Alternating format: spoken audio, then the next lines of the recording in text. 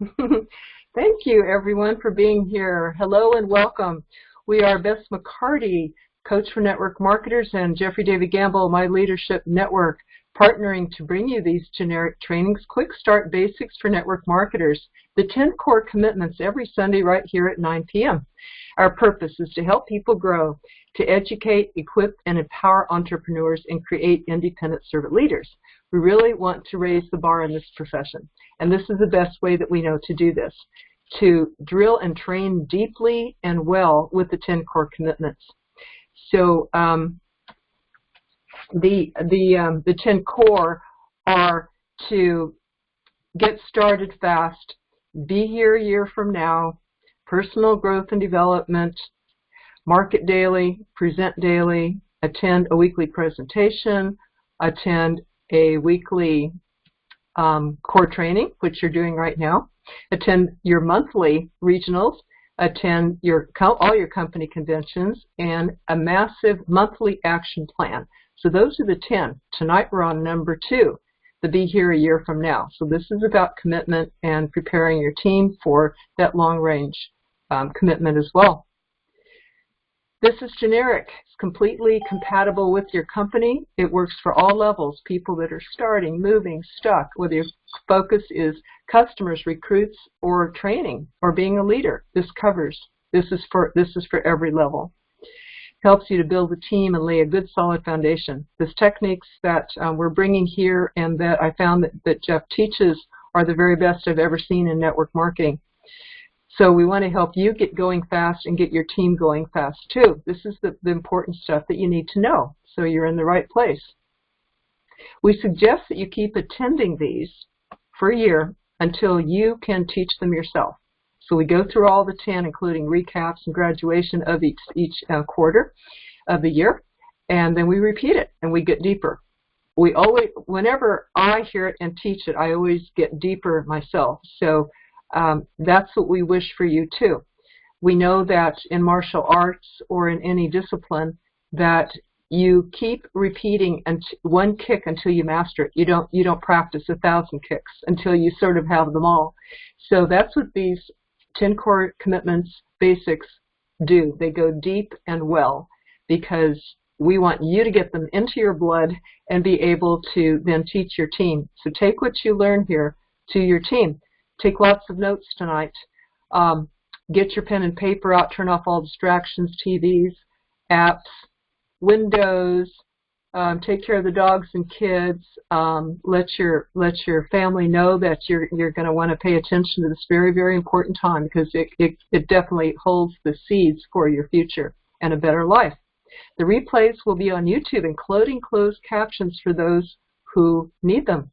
We ask that you keep track of the classes that you attend so that you can let us know when you completed all of the 10 core classes or their replays, because then we have a certificate for you, like we gave out a couple of classes ago to 6 people who got their certificates for completing all 10. So that we leave that to you, the keeping track part. Who are we? Just real quick, my story. I was so shy as a kid that I would hide when company came over, and I went from being that shy to going door to door in my network marketing business, going full-time, helped me to be home with my son as a single mom. Really, really grateful for it. My company then went out of business. I tried a few more companies that didn't quite feel right. I then became a body-mind therapist and holistic health practitioner for my own personal growth and to help others.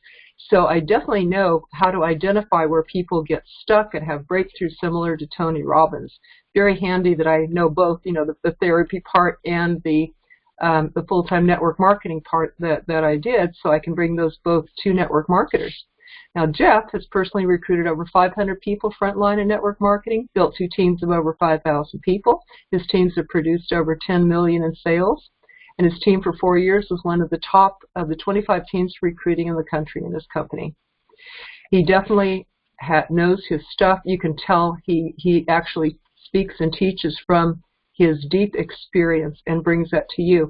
We met 4 years ago on Eric Worre's page online on Facebook and talked, kept in touch over time. And it was just this year that I really realized the uniqueness and the powerfulness and the shortcutness of what Jeff teaches and does. And I said, well, I want this in my school. Now that I know about this, I'm committed to bring the best to my students, and I want this in my school, which is the MLM Millionaire Club, which actually I've been running for 14 years online. So Jeff came in. He very kindly helped the students, to grasp some of his methods. They got results. And now we teach together in the school. So that's what this class is actually part of. Tonight, listen carefully, because you may grab one idea that can be worth $1 million to you. It could change your life. At the end, we'll have some questions and answers. So right now, I'll turn it over to Jeff to hear about the core number 2. Hey, thank you so much, Bess, and for those of you who are joining us, appreciate everybody for jumping on here. I'm just going to mute out, make sure everybody's muted out, so that way we have a clear call, everybody can hear. We will have a section where we'll break, and you'll be able to ask questions, comments, kind of keep in mind what is the main thing that you're learning. And really, I'm just super excited to bring the information to you, and the reason being is I went through a long time where I was lost. I don't know, where you're at in your network marketing, direct sales, MLM career, but I went for a long time. I was lost. I got started. I was ignorant and arrogant, which are not really two good things to combine together. Ignorant of the fact of how everything worked, ignorant of how business worked, because I was 17 when I actually got started and looked at the industry. But I was also arrogant in the fact that I thought I could figure it out on my own, that I didn't need help, that I would just, bang my head and beat my head against the wall, which I recently found out burns 150 calories an hour, which is another useless fact that you can throw on top of everything else. And I struggled for a long time. I think I went, for about 350 presentations when I first got started, and I did that in my first year. I will say, I was ignorant. I will say I was arrogant, but I was hardworking. I just was going in the wrong direction. I was headed east, looking for the sunset, which obviously would take a long time to hit. But that's kind of where I was at, and eventually I started reading the books, and I started attending. I had been with, one company for quite some time, and I got really good training. And I say really good training, I got to work with a couple people who have built some of the largest organizations in the world inside the industry. And I was pretty close to these people, meaning close to the information. It wasn't handed down by 72 different people. A lot of times I was on the physical call with these people prior to the one gentleman actually retiring. And to give you kind of some numbers to back up what I'm talking about, one of the gentlemen that I worked with, his earnings and commissions exceed $450 million, which is more than some companies do in a year. Outside of that, he owns about 50 different businesses, real estate, banks, hotels, restaurants, developments. He's on the board of 24 different things, it seems like. He retired in the 80s from actually physically building, kept speaking in the 90s into 2000, and then eventually kind of took a back seat. His kids have taken over, and now his grandkids are actually building the business that he started, which is really cool.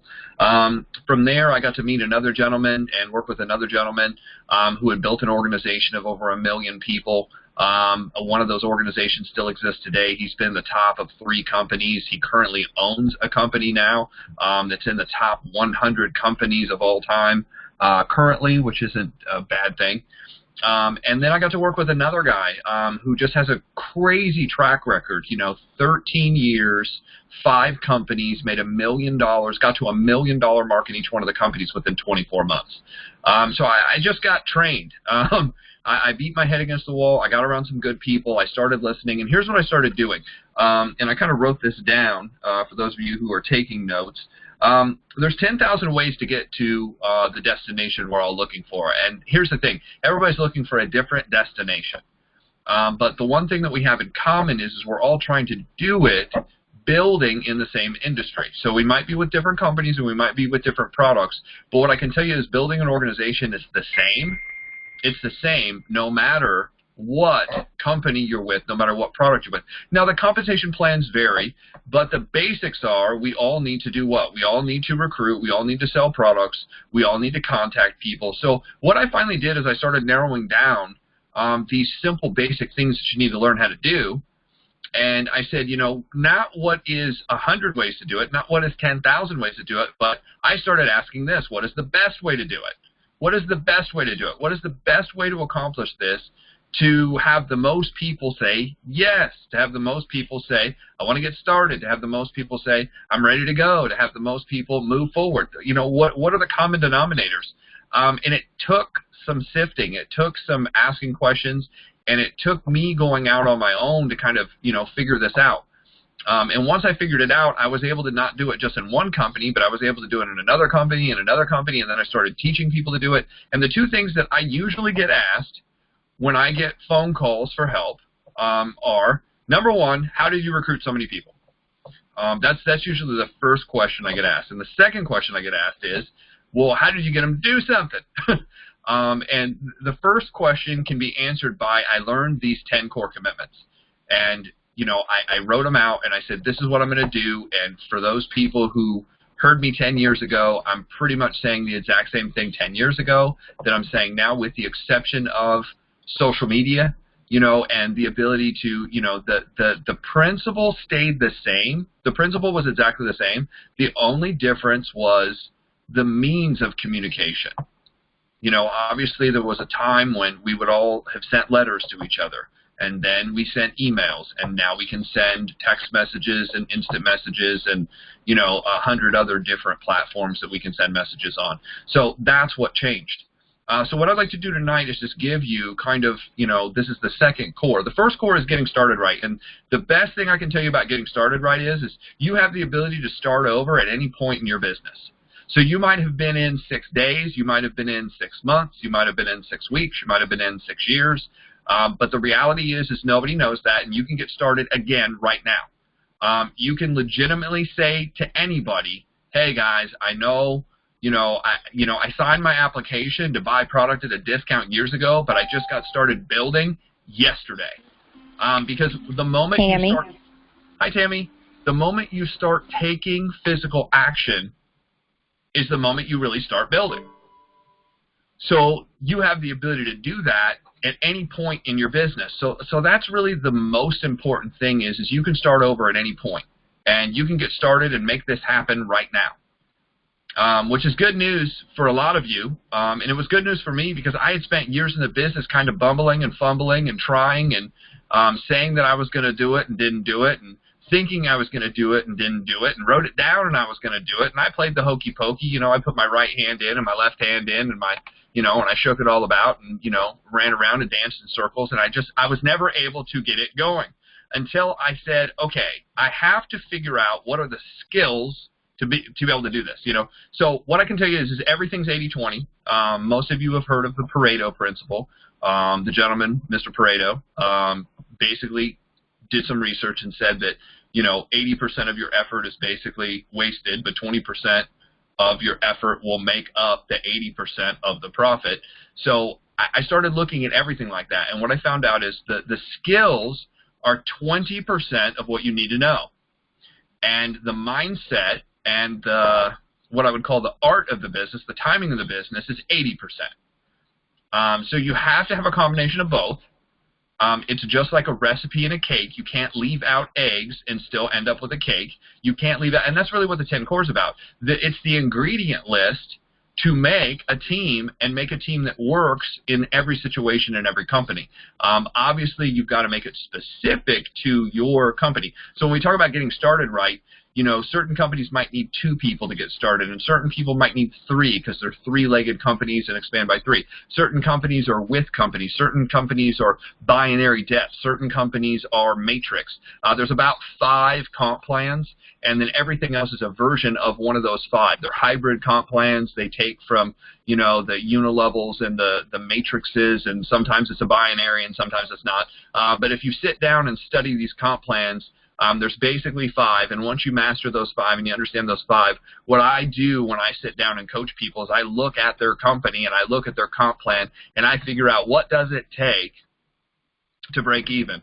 What does it take to break even? What does it take to start making money? How do you want to approach this? What is the best method to do? What do you want to teach? Do you want to teach 2? Do you want to teach 6? Do you want to teach 10? What do you want to teach? And what we're looking for is the smallest the smallest amount that gets the maximum, so that way it duplicates over and over and over again, and you just focus on helping people do that. You know, get in, get started, get paid. Get in, get started, get paid. Get in, get started, get paid. Now, why is it important to kind of hang out for a year?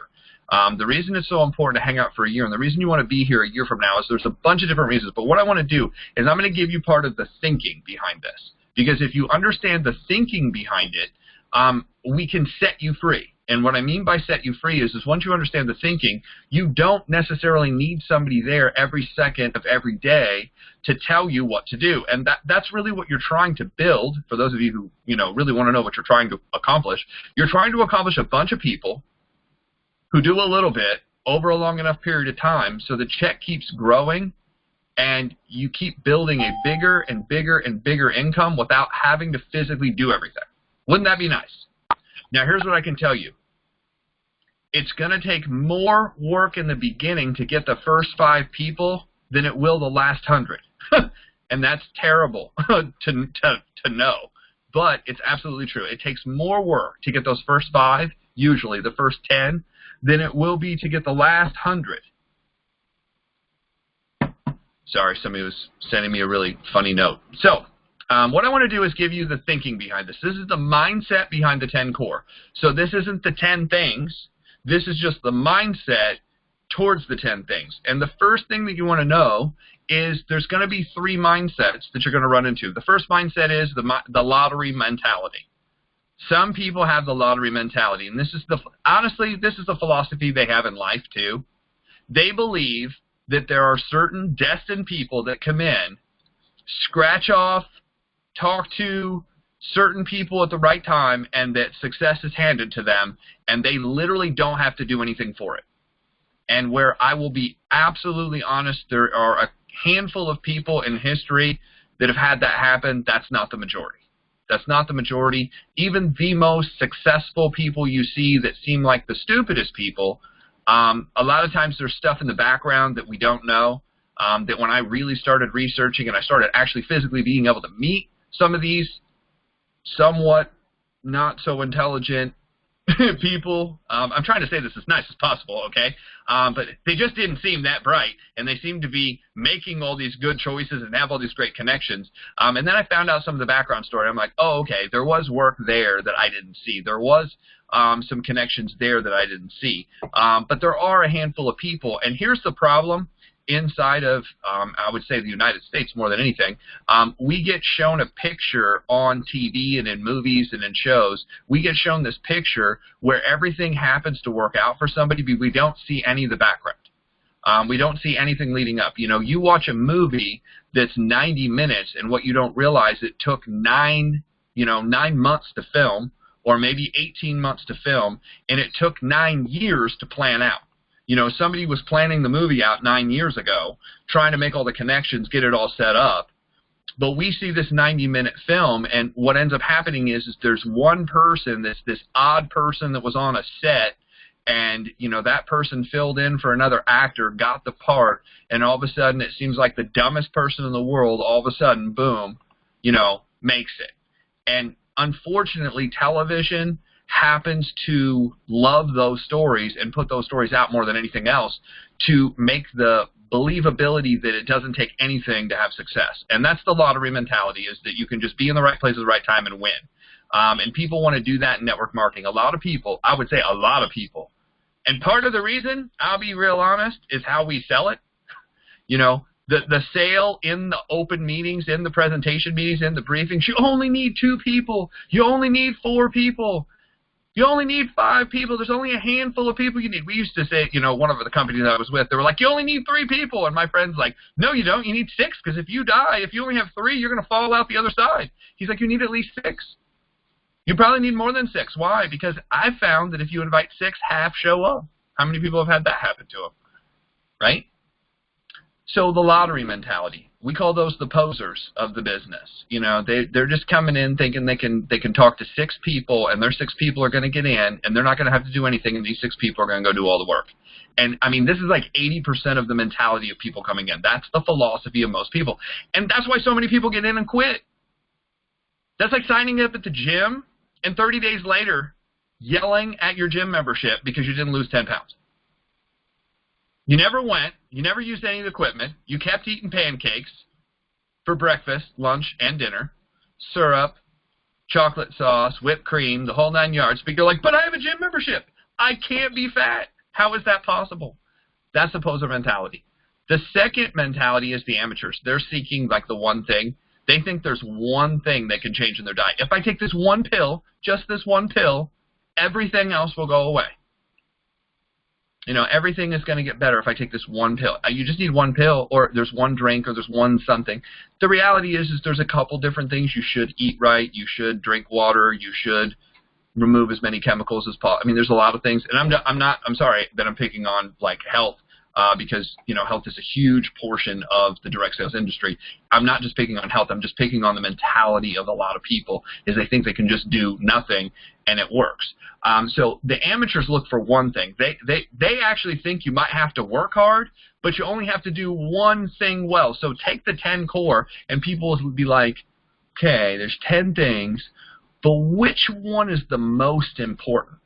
And John Maxwell is so funny, because John Maxwell gets asked this because there's 21 laws of leadership. So he said inevitably every single time he does a seminar that's over 100 people, there's always somebody who's never heard him before. And he goes, I get asked the question every single time. Somebody would come up at the end of the 21 laws and be like, John, I know that you wrote this huge book, and I know that there's 21 laws, but what's the one law? What's the one thing about leadership that I need to know? And he's like, the one thing you need to know about leadership is there's more than one thing to know about leadership. And it's kind of funny, but I thought like that. I mean, I tell the story, you know, you guys have probably heard it, that when I first learned the 10 core, they were kind of talking it up, and there was this guy that was supposed to get on stage, and I'm sitting in the back of the room. First of all, you shouldn't sit in the back of the room if you're, you know, trying to pay attention to what you're doing in a meeting. You should sit in the front, but we'll talk about that in another session. But I was sitting in the back of the room. This is when I was new and stupid and arrogant and ignorant. And I'm sitting in the back of the room, and there's this guy sitting at the table. He kind of comes in a little bit late, and he sits down, and he's got like a T-shirt on, you know, not name brand, nothing. He has a watch on, not, you know, a Rolex or anything like that, because I probably would have noticed, you know, tacky things like, you know, that are really expensive. And he kind of has like flip-flops, and he has like cargo pants on. And he sits down with a very, very attractive, at the time it was his girlfriend, and they're sitting there, and I'm listening, and this is so good. Sometimes when you're ignorant and arrogant, it's just good to keep your mouth closed. I almost looked at this guy, and I was like, do you believe this BS that they're telling us on stage, that there's just 10 things? And finally they get through this accolades of, this guy's built an organization around the world. He's been at the top. The first company he climbed to the top of. The second company he got in, he climbed to the top of. He became the CEO. He bought the company out, sold the company, started another company. Then he came to the company we were currently at and has built the largest organization inside that company. I can't remember if it was $3 million or $4 million that he was earning residually a year off of the organization. And everybody starts clapping. And this guy sitting at my table gets up and walks to the stage and gets on stage. And I was sitting next to the guy. And I almost was like, do you believe this BS? And knowing how humble he would be, he'd probably be like, I don't know, man. I mean, I guess you just have to listen to the guy. And, I mean, he's kind of cool like that. But I was like, I literally said a prayer underneath my breath. You know, sometimes it's good to keep your mouth shut. Thank goodness I did. So that's the amateurs. The last thing is, we talked about the lottery mentality. We talked about the amateurs. The third thing is professionals. Professionals seek realistic expectations. Like somebody who's like, and I'll give you kind of the example, is somebody who has, maybe they go in for a checkup because something's wrong. Right? This happens to some people. They go in for a checkup, something's wrong, and, you know, they go to the doctor, and the doctor's like, well, look, you know, you have high blood pressure. Not only do you have high blood pressure, you have high cholesterol. Not only do you have these two things, you have, there's some weight issues, and, you know, we're looking at your blood sugar, and it's possible that, I mean, you're borderline type 2 diabetes. Those are three things that are not good, for those of you who don't know. So think about this. There are three mindsets to this. The first mindset is oh, you know, no big deal. You know, my dad has high blood pressure. My mom has high blood pressure. My grandmother's had high blood pressure. It just runs in our family. Actually, the problem is nobody runs in your family. You guys run to the buffet maybe, but you guys, nobody's running in your family. Nobody's working out in your family either. You're just not eating well. You know, it's not genetics. It's not hereditary. The only thing that's genetic is you guys are all eating from the same cabinet. That's the genetics. You're eating from the same cabinet. You picked up bad habits from your family, and you guys are chowing down on the same garbage. So we repeat what we see, not what we hear, right? So if we see our parents eating terrible, we're going to eat terrible, our kids are going to eat terrible, and we're all going to have the same problem. That's not genetics. That's called eating from the same garbage pit. So you have these problems. So the first guy says, well, everybody in my family has it. Who cares? You know, just put me on whatever medication, you know. And I'm not here to talk about medication. You know, obviously this is being recorded. I don't want, you know, the pharmaceutical giants to show up at my house. That's not what I'm talking about. I'm just saying the mentality is some people don't care. The second person says, well, I'm sure there's one thing I could do, right? I mean, I don't really have, I mean, I'll take the medicine for a little bit, but that'll just, you know, there's no problems. You know, everybody takes medicine. It's just what's the one pill? I don't want to take blood pressure medicine and this and this and this. Just give me one thing. Isn't there one thing that I can do that'll solve all three of those? And the doctor's looking at him going, yeah, this is a hopeless case, right? And then your last person is professional, realistic expectations. I don't want to be on medication. I don't want to have high blood pressure. I don't want to have high cholesterol. I didn't even realize that I was doing this to myself. What do I need to do? And the doctor's like, well, you really want to eat well. So instead of just thinking they know how to eat well, they're like, be specific. What do I need? Well, you should go to a dietitian. Okay, go to a dietitian. Know exactly what to eat. What else? Well, you should probably exercise. Do you mean like run around my bed for a minute? Should I buy one of those watches that tracks my steps? Should I why don't you hire a professional and talk to a professional about what kind of exercise or workout you need to do? You should probably lose some weight. You know, well, what would be the ideal weight? Well, that's going to be different for everybody. You should really go to a dietitian and or, you know, a trainer and kind of figure out what is your body mass? What is, you know, that's a professional looking at it going, I don't want to have this problem. I want to see my grandkids. I want to see my kids. I want to see my grandkids. I want to see my grandkids graduate and do things. That's realistic. Now, that might seem like a whole bunch of talk to talk about only three mentalities, but you have to ask yourself, where are you at with these three mentalities? Are you at the point where you're like, okay, there's 10 things. I got to know the details of each one of these 10 things. Within each one of the 10 things, I will tell you there's probably another 10 to 50 things. Now, that's not cool for a lot of people. People are like, oh my gosh, there's so much information. It's not a million things. You have to understand this. Just to read a Chinese or Japanese newspaper, you need to know between 10,000 and 15,000 characters to read. You don't have to even learn that much to become wealthy inside of this industry, but you're going to have to learn some stuff, right? Just some stuff. And here's the great thing. You don't have to be excellent at any of it. You don't have to be great at any of it. You just have to be good and consistent and do all of it. Just like when you make a cake, you can't leave out the eggs. When you do the 10 core, you can't leave out the presentations. It's just not possible to make it if you leave something out. So here's the next thing. You want to think like a business owner. You want to think like a networker, and you want to think like a leader. Business owner is the easiest way to say this is think like a business owner, and I'm gonna knock out a lot of your excuses right here, and that's my point. If you think like a business owner, 100% of your success depends on you. 100% of the success depends on you. It's not the marketplace you're in, and it's not your upbringing, and it's not your parents, and it's not the job you have, and it's not the car you drive, and it's not all these other weird factors that we bring up as the reason why we can't do this. Because here's the problem. I mean, the real problem is if you look online, there's people successful at doing network marketing and affiliate marketing that have every background in the world.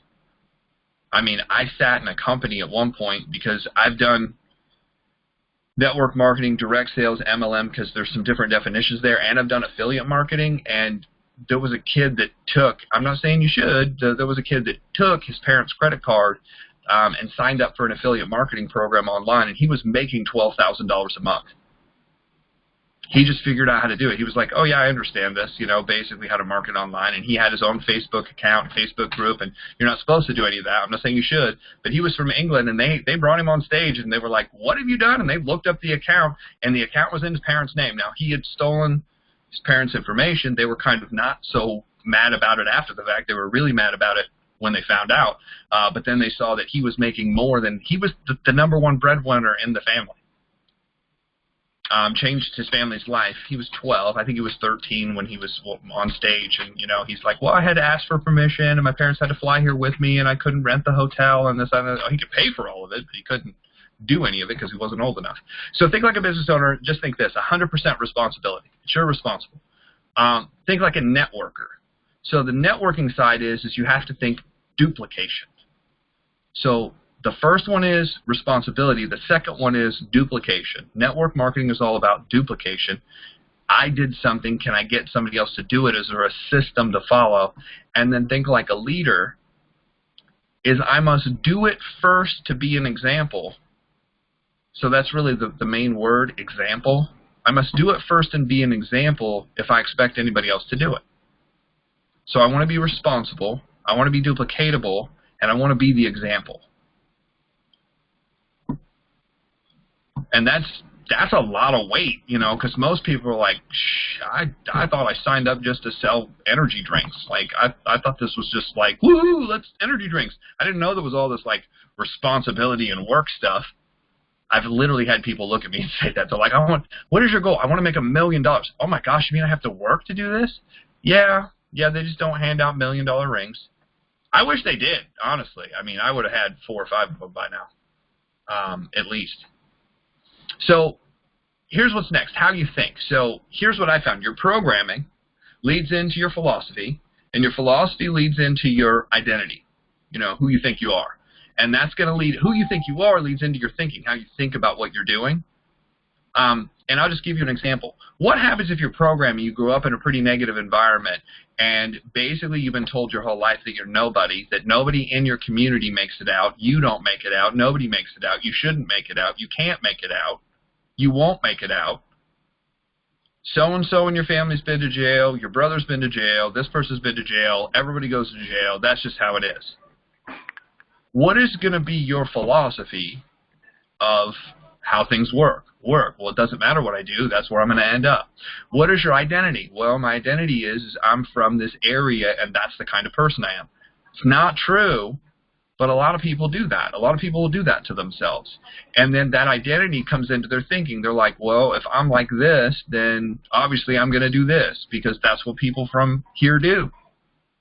It's not true, but it's true based on what? The programming you have. That leads into your attitude. Well, how are you going to feel about that? How you feel about things is basically how you act on things. And your actions lead into your habits, and your habits lead into your results, and your results basically create the lifestyle that you want. So a lot of people will say, what do I do? What do I need to do? What specifically do I need to do? And when I say, well, the number one thing you're probably going to have to work on is your programming, they're like, that's not doing something. I'm like, well, it is, because you're basically, think about this. If you took a computer and the computer consistently spit out the wrong picture, then what you have to do is you have to reprogram the picture. You have to reprogram the computer before you tell it what to do, because it's going to spit out that picture every time if it has the wrong programming, no matter what kind of paper you put in it. Just as an analogy. And that lifestyle eventually creates the legacy. So here's how you fix your programming. If you want to know how to fix this, because this is what I needed to work on. This is what most people need to work on.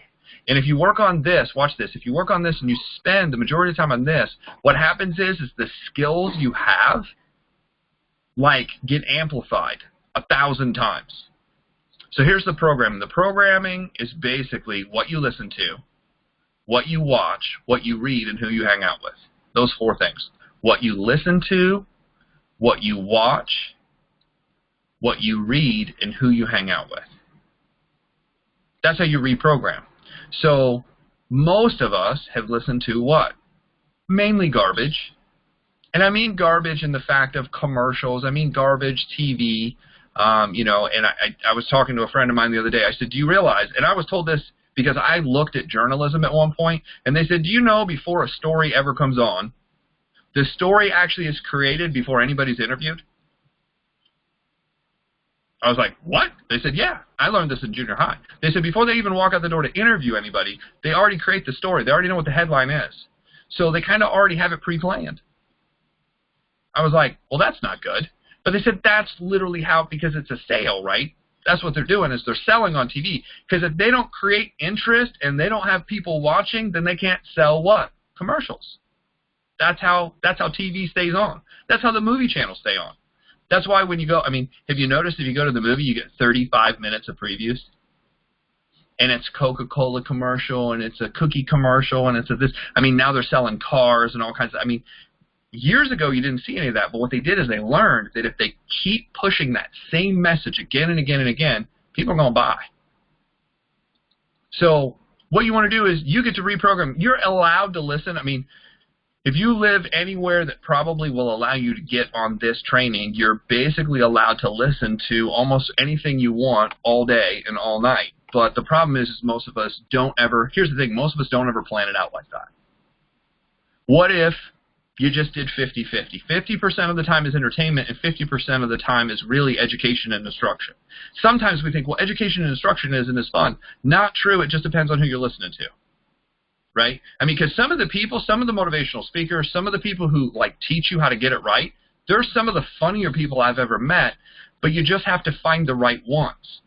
I thought Robert Kiyosaki was really boring when I read him, and then I got to meet him, you know, and see him speak on stage, and I'm like, this guy's hysterical. He's definitely not politically correct. He's not going to win any points there at all, but he's hysterical, and if you make enough money, I guess you can say whatever you want. He's like, look, you can take the money away. I just was able to listen to Grant Cardone, and I will tell you the exact same thing is true. I mean, he didn't pull any punches. He was like, guys, you paid me to be here. I can say whatever I want. You already paid me. He's like, the jet's already landed. Fuel's already there. I'm just here to speak for 90 minutes to, 2 hours, and then I get to leave, So since I'm already paid, I can say whatever. What do you guys want to know? So what you listen to, what you watch, what you read. So here's kind of the formula that I found worked. Listening, I learned quickly by listening. So I was going to listen to somewhere between 30 minutes to an hour a day. That was just me, 30 minutes to an hour. And that might seem like a lot of time to some people, but I don't care if you do it at night. I don't care if you do it in the shower. I don't care if you do it first thing in the morning, but about an hour a day. A lot of times it was during my commute to work, wherever I was headed. I would listen to personal development. I turned off the radio. I turned off XM or satellite radio, or I turned off I had cassette tapes, so if that dates me enough. CDs. The worst thing was to put the cassette tape in and then it like sticks, and then you pull it out and you got string everywhere and you're trying to drive, right? Some people know what I'm talking about. What you watch, what you read. So then I went to watching YouTube videos. Now, one of the reasons I like watching over just listening is I get to see people's mannerisms. And that started teaching me a lot, especially when I was watching like professional speakers speak, and I looked at the body language that they used, and I was like, oh, wow. And then I kind of saw some video of myself, and I was like, oh, my gosh, that's horrible. Why do I do that? Well, again, it was the programming. I'm doing what I've seen my whole life, not what I know to do. So once I saw it, I was able to correct some of those things. And I still do a bunch of stupid stuff, so it's okay. You can still do it. Reading, what I wanted to do is I started reading a chapter a day. Now, I would start with just 10 pages, but now I read a chapter, and when I read it, I actually take notes on it. Now, I physically type it. I type it so that way I can email it to myself, so that way I can recall it at any point from now on. As long as I can get to my phone or Google, if Google shuts down and the internet shuts down, then I don't have my information, but as long as those things are up, I'll always have that information. I can always recall all of it. So that takes care of listening, watch, read, and then who to hang out with. What I started doing is and I wanted to make more money. So what I realized is I needed to hang out with a group of people who made more money. So what I started doing is I started finding out what professions people had, and I started looking up based on their profession, and it was because my background's real estate and finance. When I was doing finance and mortgages, what I had to do is I had to figure out what people made to be able to, for them to qualify for their mortgages. And based on the professions they were in, I started seeing what people made, and then I started knowing averages. Like, I started knowing what the average teacher makes coming into the field. I started knowing what a tenured teacher makes. I started knowing what a college professor makes. I started knowing what an engineer makes. And if you pretty much tell me any profession that's a normal profession, I mean, there's some that are so obscure I've never heard of, but a normal profession across the United States, I can kind of tell you, well, this is entry level, this is median, and this is if you do really, really well. I started understanding what people earned, and I said, look, I want to start talking to, and I want to start having conversations, and I want to start hanging around people who make more, because they like hanging around people who make more. And the reason why I really haven't made a lot is because I haven't ever hung around people who make a lot. So I started having to really work on myself to be able to add value to a conversation when I didn't make a lot. And I started meeting these really successful people in direct sales, and I was like, well, how do I get around and start having conversations with them? And what I found was they like personal development. I started figuring out what they liked. They like personal development. They like travel. They like intellectual type things, so I started learning about those things, and then I could have a conversation with them about that.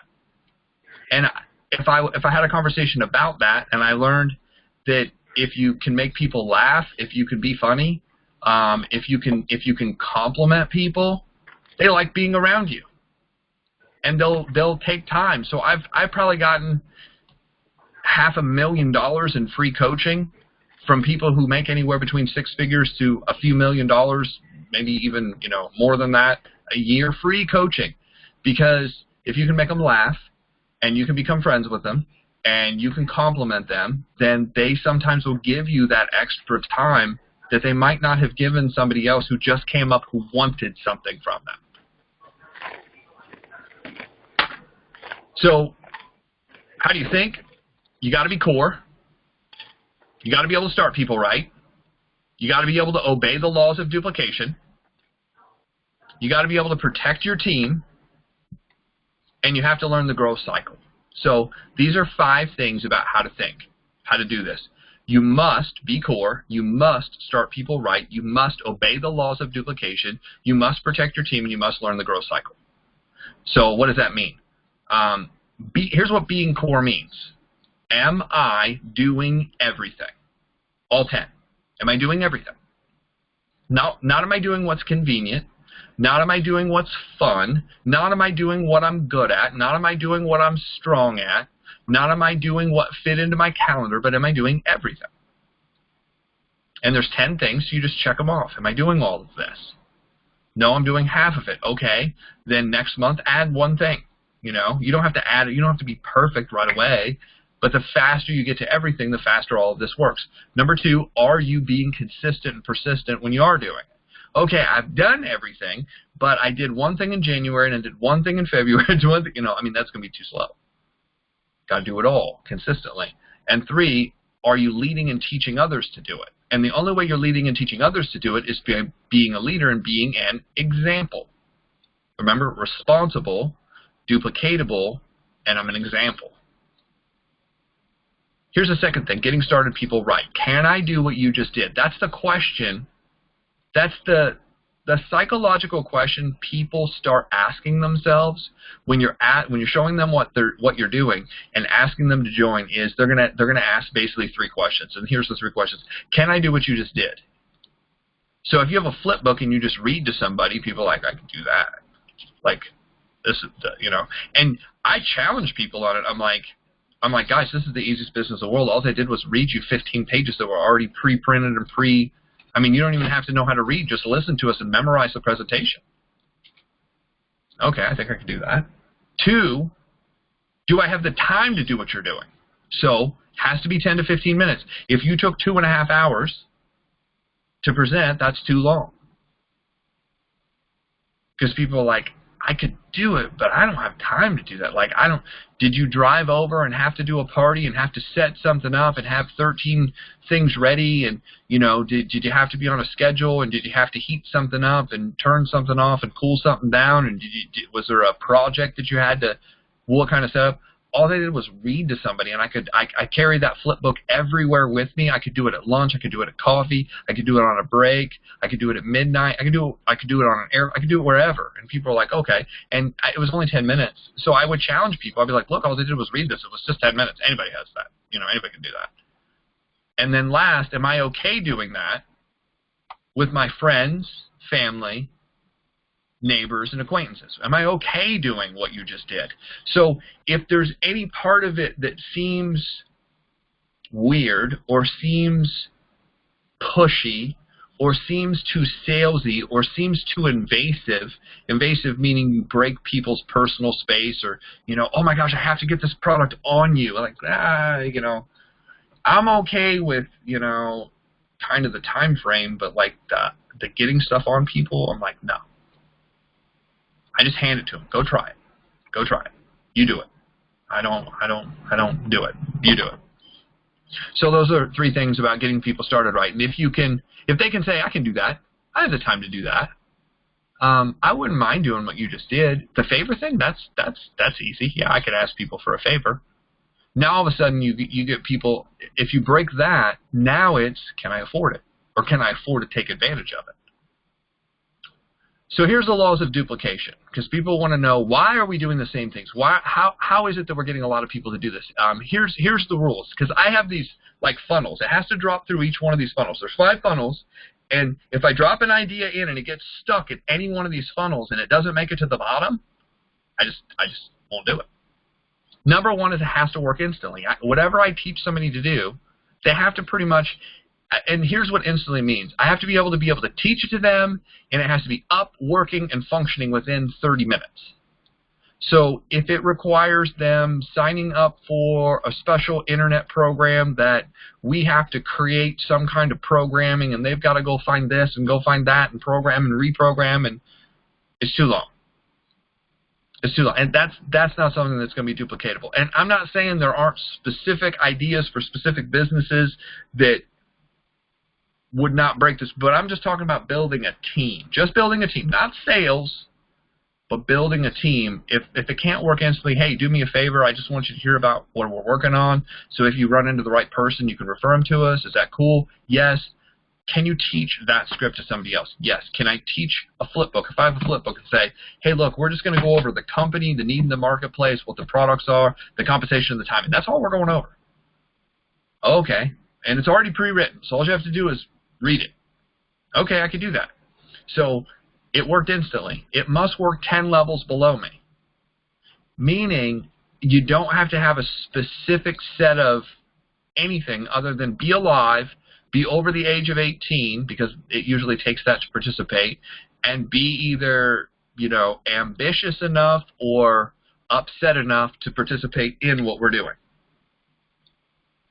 Number 3, it must work with people you don't know. So I can't teach some fancy thing that only works in my neighborhood, or this fancy thing that only works with people who have the background I have and the job that I have. It must work 1,000 miles away. Now, in some cases, this can be added 1,000 miles away in a different language. Por favor. Yo necesito, I need un momento, I need a minute, mira con información. My Spanish is horrible, but I could probably muster my way through it in Spanish. If you give me another language, give me 90 days, I could probably figure it out. Does it work 1,000 miles away? Does it work in another language? That's number 4. Number 5, it must work when an amateur does it to a professional or vice versa. I have to be able to show a kid who's 18 how to present this to a doctor, and a doctor be able to present it to the front desk person, and it work in both scenarios where that person has a chance of recruiting that person. So that's the laws of duplication. Number 4 is protect your team. Keep it simple, keep it easy, keep it duplicatable. So there is no programming, there is no SEO, there is no set up some sophisticated anything. It's just talking to people with a specific set of words that we're going to give you, and a presentation with a specific set of words that we're going to give you, and a close with a specific set of words we're going to give you, and you just pick which direction. Whatever they say, there's an answer for it, and all you have to do is read it. Now, the more you do it, the more confident you'll be. The more you do it, the more sure of it you'll be, because you'll see it work. The more you do it, the more fun it'll become, because it won't feel as frustrating. But in the beginning, it'll feel weird.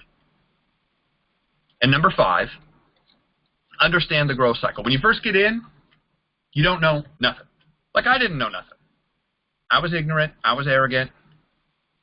I was stupid. But I figured it out. I just stayed in long enough. And I'm not saying beat your head against the wall long enough. That's not what we're saying. We're saying, you know, take this information that we're giving you and look at what you've been doing and adjust as fast as possible. You just want to make small adjustments. That's all it is. You're probably doing a lot of it right, but there's 1 or 2 words that you could change, business explodes. There's 1 or 2 things you could change, and obviously we're seeing that because we've already had 2 people in this class in the last 90 days that have already started jumping ranks. 1 person jumped 2 ranks, 1 person hit their first rank, and they're like, I've been struggling for a little while, and this just helped me kind of put it together.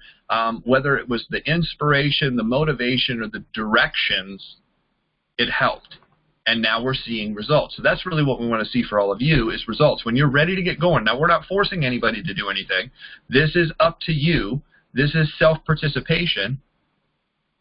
But we'd love to see everybody on this call be able to promote. We'd love to see everybody on this call recruit people and move forward. So learn knowledge is the very first thing, and that's why you're on this call, is to learn stuff.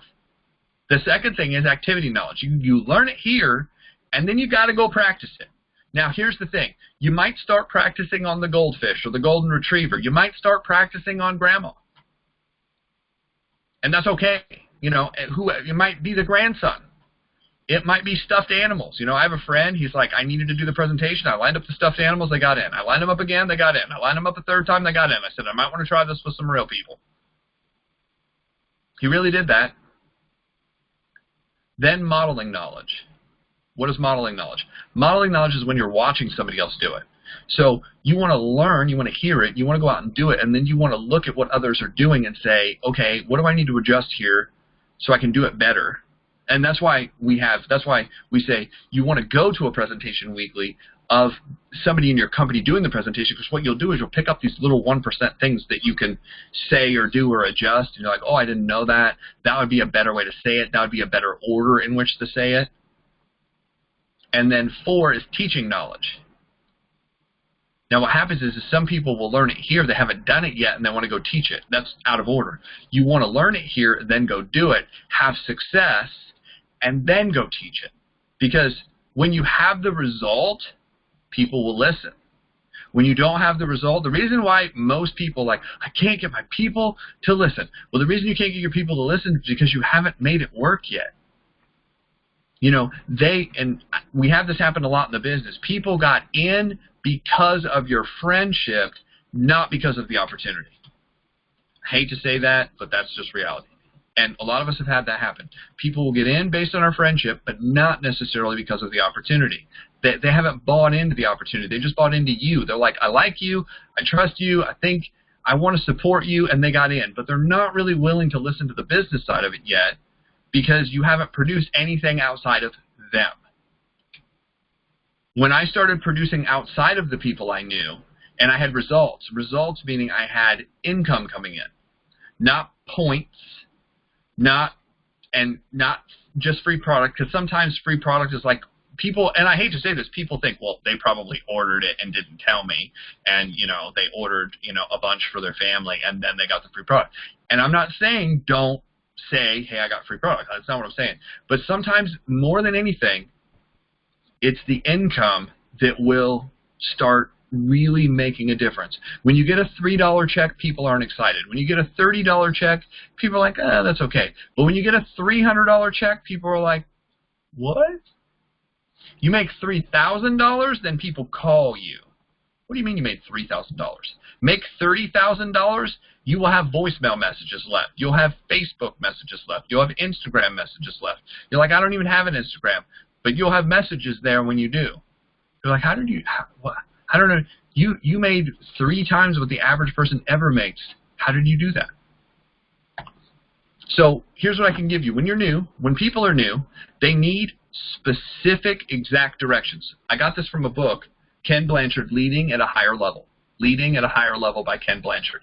And he said there's 4 basic quadrants of learning for an organization. Number 1 is specific directions. You're at a high directive level and a low supportive level. They don't really need support as much as they do exact directions. That's why when I find new people, I want to give them the exact words to say, because I can't say go be yourself, because they don't know. I mean, that could be why they're messing it up. You don't want somebody to be yourself. I want you to be successful. I want you to say the right things. So I'm going to give you exact, specific directions. The second thing is you need coaching. Coaching, I would say more of this. I would do more of that. Now, here's the thing. Do you love everything your coaches have ever told you? No. The ideal isn't to be loved. It's to be supportive and directive and help the person. So they still need high directions. That's what a coach does. A coach gives specifics. Go run 10 yards or go do 10 push-ups. Not that that's going to help you necessarily in business, but sometimes it will. Next is support. Once you have been directed and you know what to do and you've been coached and you know how to do it and you've done it, then you really need support. I'm here for you if you need me. So what happens is there's a lower direction going on, but there's more support. I believe in you. I believe you can do this. I know you can do it. I watched you do it. I taught you how to do it. I know you can. Look at Cousin Bob who's doing it, or look at this other lady who's doing it. Look at the person across the country who just went to the director platinum, diamond, aluminum foil level. I mean, there's somebody who just hit rubber band or whatever the levels are in your company. I make fun of the levels a lot because people, especially if you joke with people outside the business, they always think that's funny for whatever reason. Because it does seem corny to the outside, right? Yay, they're a double superstar. And like people are like, what the hell? You know, I'm not, you know, I've had somebody say, well, I'm not in preschool anymore. And I'm like, yeah, and you're not getting paid either. So shut up. Okay, so next, delegating. The 4th quadrant is delegating. So then you're able to be like, okay, you just recruited these 3 new people. Have you sat down and gone over the game plan with them? No.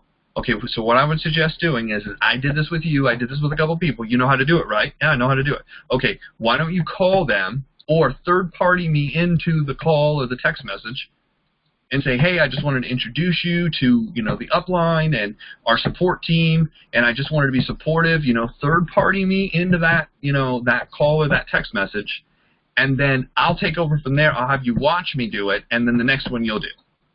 That's delegation. But you don't start with delegation. You start with direction. Here's exactly what to go do. So this is the mindset of being involved for a year. These are some things you need to know to apply to what we're doing. You know, to kind of back up to the very beginning, those 3 things. Number 1, responsibility. It's your responsibility to figure this out, learn it, and build. It's not your uplines. It's not the companies. It's not your teams. It's not your downline, your support team coming in and doing it for you. It's you. 2 is you want to be, you know, the networker. You want duplication. You have to think about what am I doing and can somebody else do it? And last, you want to think like a leader. You want to be the example first before anybody will follow you. You want to have done it, be the example, so that way others are like, okay, this person knows how to do it. They know what they're doing. You recruit 1 person, nobody wants to know. You recruit 10 people, now 2 people out of the 10 are like, how did you do that? Recruit 20 people, now there's 4 or 5 people asking that question. Recruit 100 people, now you have a room full of people. You have people who are in other teams. You have people in other companies calling you. How do you do that? How do you do this? I don't understand. That's how you get there. It's never a 1-for-1 ratio. It's basically an 80-20. 80% work, 20% will ask you how you did it, and 20% will care. That's just how it works. So with that, I'm going to turn this over to Bess. She's here somewhere, right? Yep, there she is. Ah. Where'd you go? Bess, are you there? I'm here.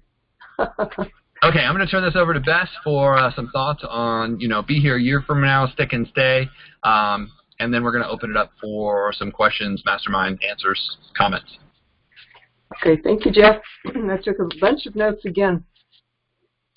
It was funny. I talked with a young man in San Diego last week, and he worked for someone. He had a job and everything. He was maybe in his mid-20s, something like that. And so we were talking about entrepreneurship, and I said, do you, what would you, if there was no limits for you, what would you like to be? And he said, a billionaire. I said, good for you. You can do it. Are you willing to work for it? And he said, he said, well, it is kind of convenient just to go to a job and have somebody tell you what to do, and, you don't have to think. You can just sort of float your way through the day, and you don't have to do anything. And so that's the mentality of most of the people out there, and the people that you will recruit and that you will prospect, and you find that can be in the way of recruiting people or building a team. I asked one lady one time, one successful network marketer, I said, what is the greatest block that you have with your team? And she said, it's getting people past the $4,000 a month mentality. That's what they're making now in their jobs, and they can't conceive themselves making more than that. So it's a new paradigm. It's a paradigm shift. That's what she said. That's what she found is the toughest thing is to help her team make that paradigm shift. So when Jeff, when you were talking about the reprogramming, what do we see? You sent a video the other day. I was listening to it, and the fellow was talking about the programming that comes from our role models at an early age. And it's funny how people from rich families will just assume that that's how you live. They're going to do that. Even if they're dumb or make mistakes or don't work that hard, they seem to find themselves having money, versus somebody else that might come from a poorer background, and they might work hard but not have a lot of money. So he said it's not necessarily always about how smart you are or how hard you work, but that programming. That fascinates me a lot, just to play off what you mentioned, because I happen to be a body-mind therapist, and I became this about at age 29 so that I could work on myself, so that I could be a happier, better person and solve some blocks that were kind of stumbling blocks in my life. One of them was self-esteem and repeating programming that I had just seen and thinking, well, that's the way that it happens. Well, what I learned as a body-mind therapist is that before age 7, that's when your subconscious gets programmed. And that's very closely connected with your body. And the mental part comes in age 7 to 14. That's when the mental part of us gets developed. And then the emotional part is 14 to 21, which you could experience with teenagers who are very emotional and dramatic and everything. Their hormones and their emotions are going crazy. But so it's that ages 0, birth to, even womb, to age 7 that the subconscious gets programmed. And usually it's all set in there by age 3. What they experience and feel even in the womb and see around them and around us and the role models of your parents or whoever the caregivers were. So this is even stronger than logic because it was there first. It's a more primal thing. And that's why affirmations don't always change you. But doing something in your body, like exercise, like good posture and good breathing and stance, just standing upright can give you a good backbone, can help you meet life differently, and breathing fully can help you be completely in your body versus breathing shallowly. You're not all the way there, all the way present. So having good posture and breathing deeply all the way down into your tummy, or your lungs displace your viscera. It seems like you're breathing into your tummy even though you don't have lungs down there. So good posture, walking confidently, and even doing this when you're on the phone, because people can tell when you are if you were kind of slumped when you're talking on the phone and it's very low and you have very low energy, versus if you're standing or even you better yet walking around, you have good posture and good breath and everything, and if you're smiling, people can feel that on the phone. They can hear that in your voice. Like I'm smiling now, it might sound different than if I wasn't smiling. So these are body-mind things that can help to reprogram you. The books and the reading are very definitely important too, but be sure and get good exercise, eat well, because the body affects everything else. Be here a year from now. We used to call it the number 2 core, be a product of the product. I'll talk about that for a moment. Do you love your product? Would you sell it to your grandmother? Do you have a story to tell? That's powerful. One of my friends on Facebook simply posted his blood pressure before he took his company's product and after. And all of a sudden he was flooded, his inbox. All of a sudden, I just sort of played, I think he signed up. This is what he did. He went to a network marketing meeting because a friend sort of badgered him a little bit to get there. And he didn't really want to go, but he just sort of did it as a favor to the friend. He arrived, he sat in the back, and he sat back with his arms crossed, and his hat lowered, just sort of glaring at the presenter, who probably loved that. But he was skeptical the whole time. He was, you go to school, you get an education, get a job, and the traditional stuff, and you work your butt off. That was him. He was like that.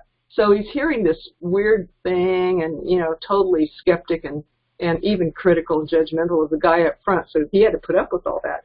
But then the guy started talking about the product and how this thing lowered blood pressure. Now he sat up because he had high blood pressure. This had just come up, and he wasn't really fond of taking medication.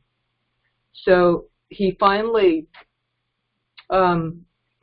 paid attention to what the guy was saying. Now there was something in it for him, right? Because we always want to speak what's in it for the person listening.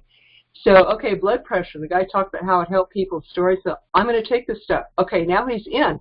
So he buys the product, takes it home, and it works for him. His blood pressure goes down. He doesn't need to take medication. He just posts that on Facebook, and all of a sudden people inbox him. All of a sudden he had a business. He hadn't planned on being a distributor, but now everybody wants this. He goes, might as well give it to him or sell it to him or tell him how to order the product.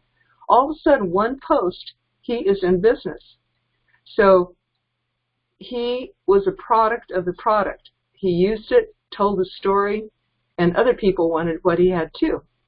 So the more that you love the product, the more that you have an experience with it, you're going to have an emotional connection with your business. And people buy from emotion, not logic, or 80% from emotion, 20% from logic, right?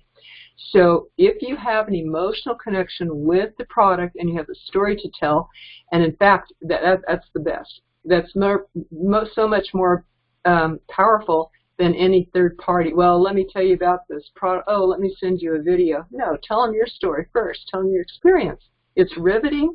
You're their friend. They know you. It's true. It's real. It's not just theory on a video or something like that or somebody else's story yet. You can use that for third-party validation later.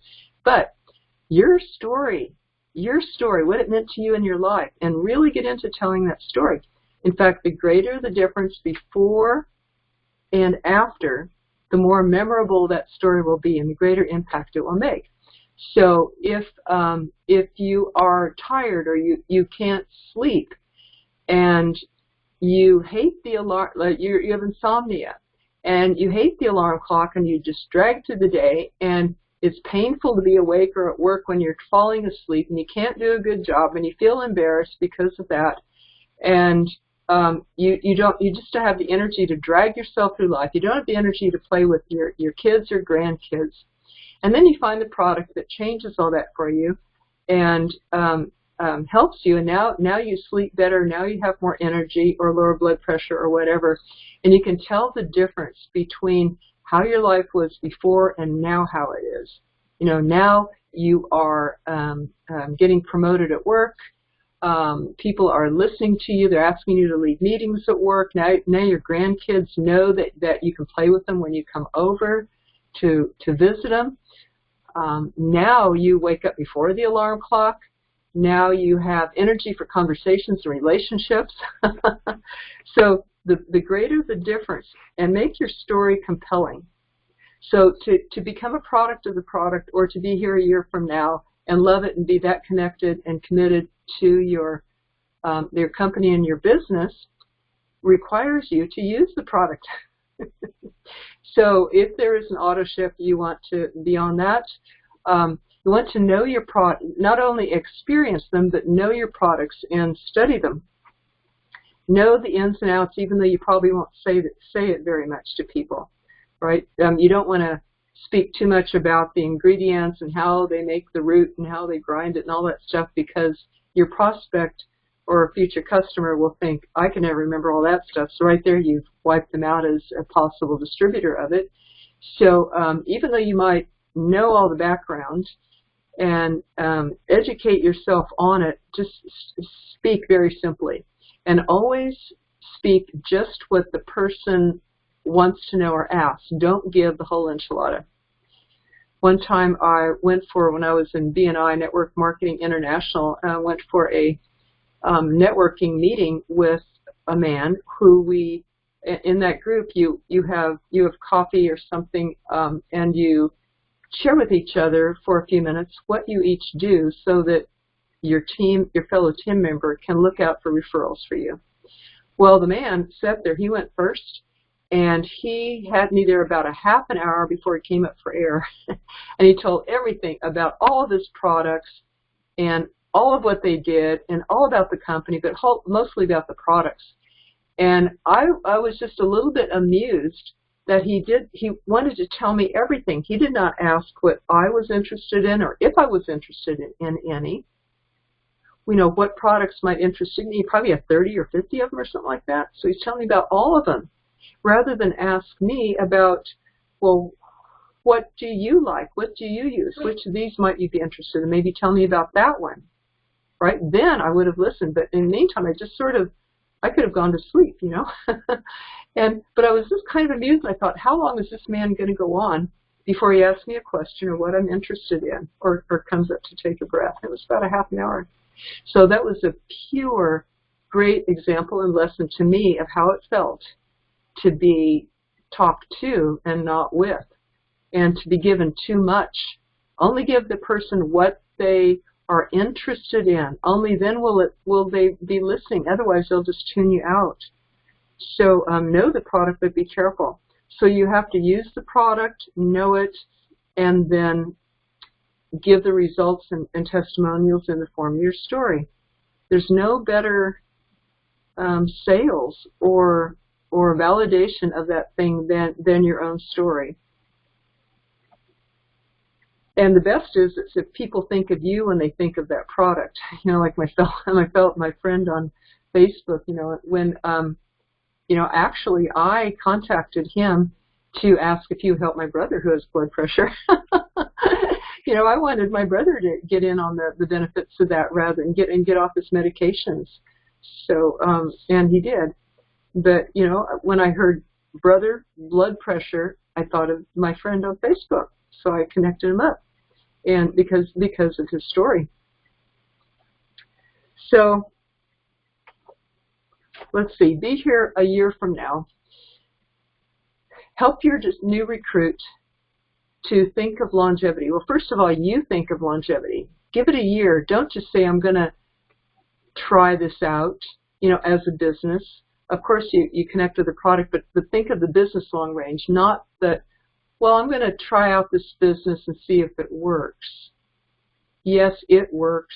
You can look at the company and all of the people on stage that are telling you that there's multi-millions to be made here. Yes, network marketing works. Yes, this company works. Yes, the people in this comp plan works because it's producing these multimillionaires. So it works. You don't have to try it to see if it works. Of course, we know the question is, do I work? Will I work for it? And so people might not think they're matched up to be a salesperson. That's what they mean is, will this work for me? Will this work for me? Yes, it will, unless you hate people. That's about the only disqualification I can think of. But if you are willing to learn and learn the skills and learn from people who are very successful at it, yes, it will work for you. But you've got to give it time.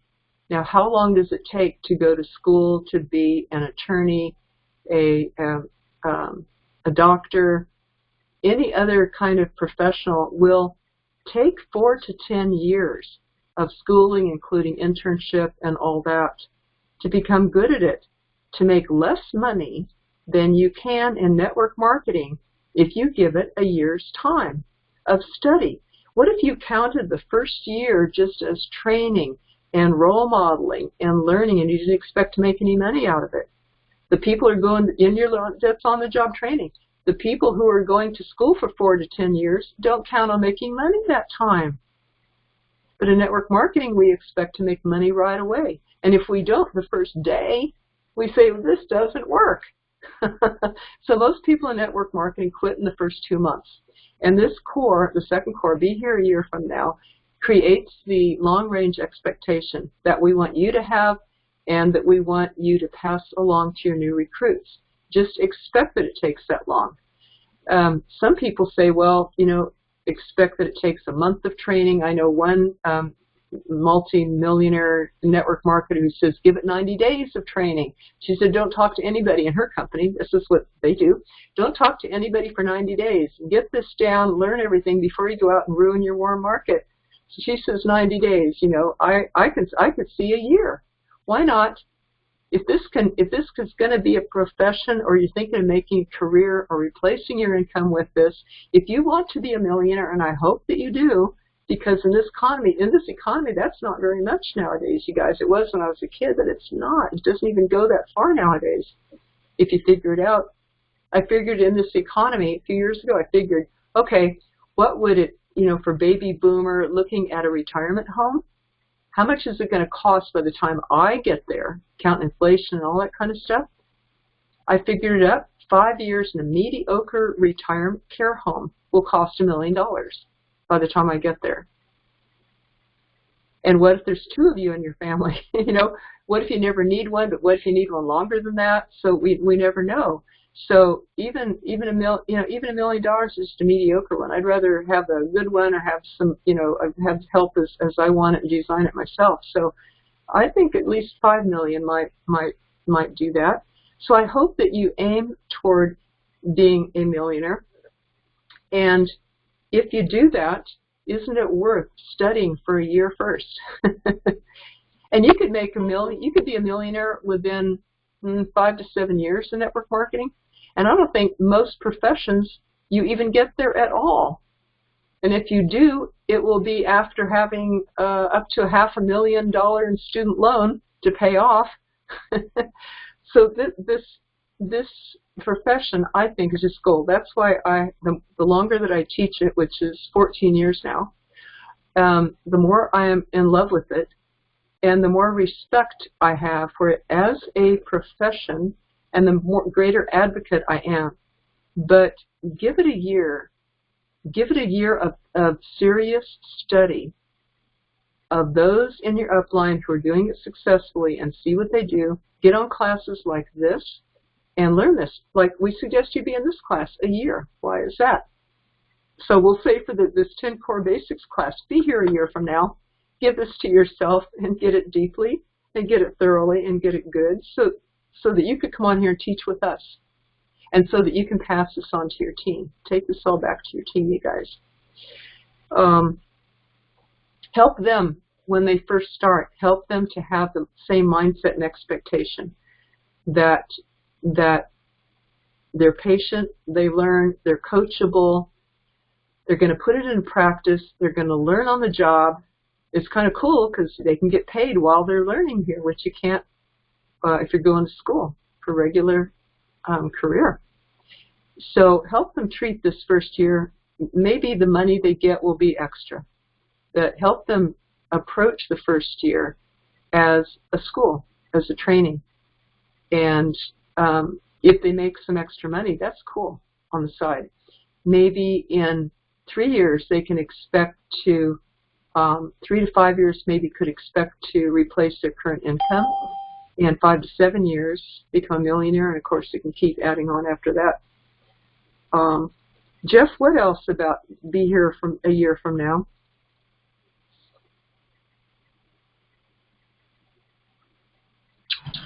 Well, guys, I mean, it's about committing and staying towards anything. I mean, it's going to take time. You know, if you read the book, The Compound Effect, it's finding a couple things that you can do consistently that will build over time. The compound effect, the easiest thing that I can show you outside the business that makes so much sense is what we've done with our holistic health company. I got started and I started building a list.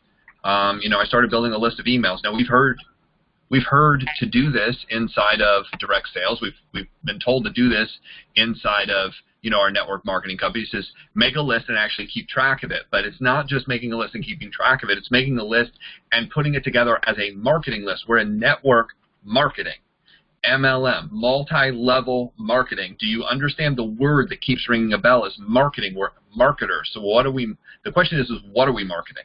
Are you marketing the opportunity? Yes. Are you marketing the products? Yes. What I would say is focus on, one. Focus on one. Don't confuse people, where it's product this day and opportunity next day, and it's confusing because you want to have one path. You're like, look, I'm building something to build an income.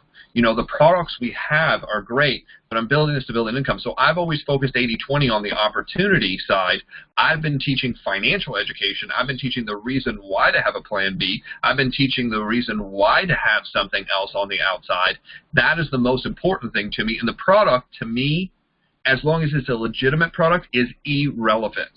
If they go from selling energy drinks to peanut butters to batteries to cell phones to tapes it doesn't matter as long as it's a physical, legitimate product. Now, some people, they love their product, and the product is why they got in, and the product is why they're doing what they're doing. I'm not taking anything away from that.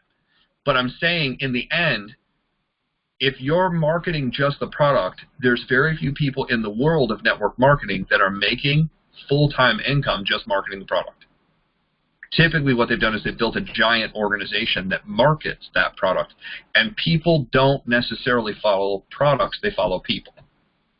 So you want to build yourself as much as possible as someone to follow. And what I've found is if you teach financial education, if you teach the idea of being in business, if you sell the opportunity, selling the opportunity will make you more money than selling the product. That's just what I've seen. And, obviously, there's tons of people out there that you can talk to. Don't take my word for it. Go to Eric Worre's event and ask people, what did you focus on? Did you focus on the opportunity? Did you focus on selling?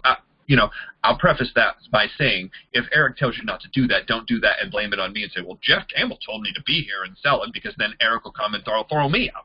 So, make sure you abide by the rules. But, you can also go online. You can look up, go to, type into Google the top 100 network marketers and go research them. Go research them. It's okay. I'm not telling you to switch companies. I'm not trying to get you to buy somebody else's philosophy. Just look at what's working. If you hear them say, I made all my money because I was sitting on a corner retailing this stuff, or I went door to door selling it, then write down, okay, this person retailed it. Then listen to the next person and find out if they said, well, I built this huge organization and we market thousands of things through this organization. I don't know most of the people. That's what you want. You want most of the people on the team you don't even know. Most of the money that comes in, you don't even know where it came from, but you got it started. You were the one who recruited the first couple people. That's what I see. That's my philosophy, is build the organization.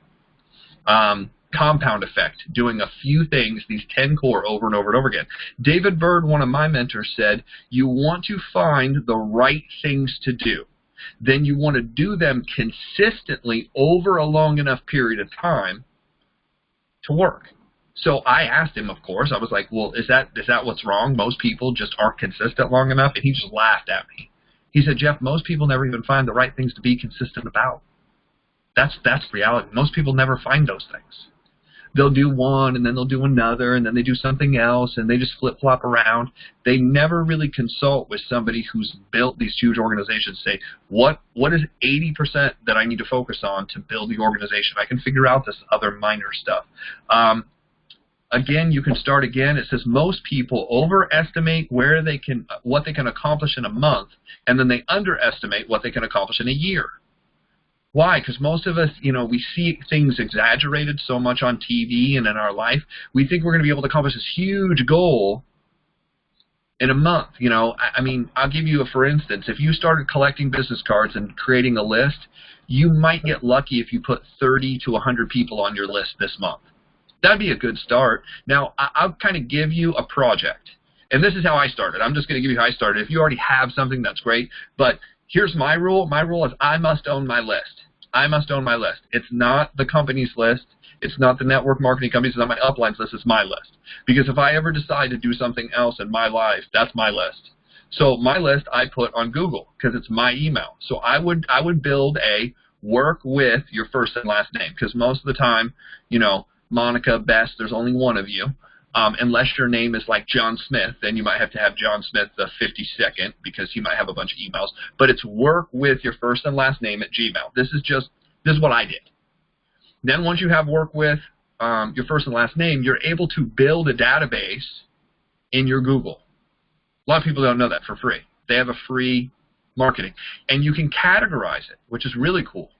You can create categories like Indiana, Kansas, Florida. You can create categories, how you know people, finance, mortgage. I know this person, these are all mortgage people. These are all real estate agents. And you can type them in one by one. It's pretty easy, pretty simple. And you can store them. Now, the other nice thing about doing this is if you have a phone and you hook up your Google account to your phone, all of your numbers transfer. So if I ever lose this phone, all of my numbers are on my Google account. I can throw this phone out the window. I'm not saying I should because they're expensive. But I could throw that phone and it could smash, and I could walk right in, get another phone, type in my Google, and all my contacts are back, just like that. I don't have to download them. I don't have to remember them. I don't have to figure it out. They're all in my Google. Now, once you have that list, here's what you have the ability to do. You have the ability to email that list. You have the ability to contact that list at all times and categorize it. Now, if you started building that list, here's the goal. First of all, have a place to build the list. Build the list. And I know this kind of ties into marketing, which is actually the fourth core commitment, but this is a really good to stay in the business, think long-term, be here a year from now, because you want to set goals a year from now. If you started doing this now and you started adding a couple people a day, let's just say 3 people a day. 3 people a day is about 1,000 people a year. 3 people a day seems stupid. It seems ridiculous. I need to find 3 people, get their name, their phone number, and their email. I don't care if it's a real estate agent, it's a mortgage person, it's just somebody that I need to get in contact with, somebody that, even if you just go online and ask, here's a really good thing. You want 3 to 5 new names today. Say, hey, I'm looking to speak with real estate agents. Who knows a good real estate agent? And put that on your Facebook page. Boom, you'll have a whole new topic. I need to find an Avon rep. I need to find a Mary Kay rep. I need to find whatever kind of person. Just put it on your page and watch people give you referrals. Now, the thing is if you're selling an opportunity, it doesn't work like that. But if you're looking for a referral, it's amazing how many referrals you can get. Work with psychology, not against it. But if you put 3 people in a day, that's 1,000 people a year. Multiply that times 5 years, how many people do you have? 5,000 people? Think about if you constantly, now the last thing is once you build the place to have the database and you build the database, the next thing is find a reason to stay in touch with these people. Find a reason that helps them. Here would be a good one. Hey guys, I'm just trying to get a group of people together that are positive. I'm basically on this path of personal development, and I'm going to be putting out a quote of the day, a personal quote of the day, just to keep things positive because there's so much negativity in the world. I just want to do something completely different, and I just want to be able to send you positive message. Would you like to be on the quote of the day? You'd be amazed at how many people are like, yeah, sure, that sounds cool. You'll get a quote every day on your email instead of garbage. Okay. Build a list, build a list, build a list. In 5 years, you'd have 5,000 people on that list minimum if you kept it at 3 people a day. Now watch this. If you increase it by 1, 1,200, 1,200, 1,200, 1,200, you're at 6,000. 5 years. Increase it by another 5. 5 times 365 is about 1,500. Now you're at 7,500. Imagine having a list of 10,000 people that you could press the button, send one message and be like, hey guys, we just got this new product, and I'm just going to go on this call and tell you about it. I'd love for you to jump on, and in one day, you recruit 48 people. I have a friend who just did this. His first month was 112 people frontline recruited in the first, it wasn't even 30 days, it was like 20 days. And I literally wanted to reach across the phone and punch him in the teeth. Like, I was so pissed. I was like, I mean, and he's been telling me this. I did it in my traditional business. So that's how our traditional business is, and we have like how many people do we have in our database? You know what? I can actually write down. Brandy's actually adding people to the database right now. So.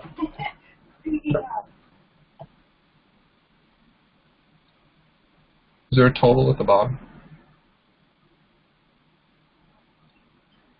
Dashboard.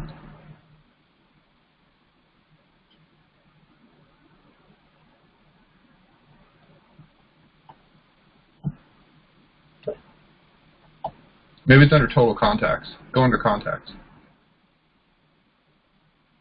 So we have a system that we use called GetResponse. I mean, there's GetResponse, there's Aweber, there's a bunch of them. MailChimp, I think, is another one where you can hold all your emails, but Google's free. Start with Google. And once you start with Google, you can actually download and expedite that file into another system at any point you want to. But I would just warn against giving your list to anyone else. You just add them up? Okay, so she's just going to add them up. I can't find the total.